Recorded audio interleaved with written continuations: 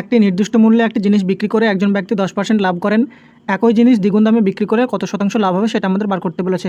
তো এখানে আমরা কস্ট প্রাইস বা ক্রয় মূল্য যেটা আছে সেটা এবং বিক্রয় মূল্য বা সেলিং প্রাইসে যদি রেশিওটা বার করতে চাই, তাহলে যদি আমরা মনে করি যে কস্ট প্রাইস বা আমাদের ক্রয় মূল্য যদি 100 টাকা হয়, তাহলে আমাদের 10% লাভ হয়েছে, তাহলে বিক্রয় মূল্য আমরা কত বলতে পারি 110।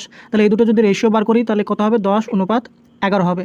এবার বলেছে ওই জিনিস যদি দ্বিগুণ দামে বিক্রি করা হতো, তাহলে সেলিং প্রাইস যদি আমাদের দ্বিগুণ হতো, তাহলে এখন আছে 11, সেটাকে দ্বিগুণ করলে কত হবে, সেটা হবে 22। তাহলে এটা থেকে যদি আমরা 11 থেকে যদি 22 করতাম, অর্থাৎ দ্বিগুণ যদি করতাম বিক্রয় মূল্যকে, তাহলে সেখানে আমাদের লাভ কত হতো, তাহলে আমাদের লাভ ছিল যেটা বা সেটা হচ্ছে টোটাল আমাদের 22 ইউনিটে বিক্রি করতে হচ্ছে। আর প্রথমে আমাদের বিক্রয় মূল্য কত ছিল, বিক্রয় মূল্য ছিল 11, সেখান থেকে হয়েছে 22, আর আমাদের ক্রয় মূল্য ছিল 10, সেখান থেকে আমরা 10 থেকে ক্যালকুলেশন করব। তাহলে 10 থেকে যদি আমাদের 22 টাকায় বিক্রি করি, তাহলে আমাদের টোটাল লাভ কত হচ্ছে, 12 ইউনিট লাভ হচ্ছে। সেই 12 ইউনিট আমাদের পার্সেন্টেজে কত হবে সেটা আমাদের বার করতে হচ্ছে। তাহলে প্রফিট পার্সেন্টেজ কত হবে, 12 ইউনিট লাভ হয়েছে কতর উপরে, 10 ইউনিটের উপরে, সেটাকে পার্সেন্টেজ করার জন্য আমরা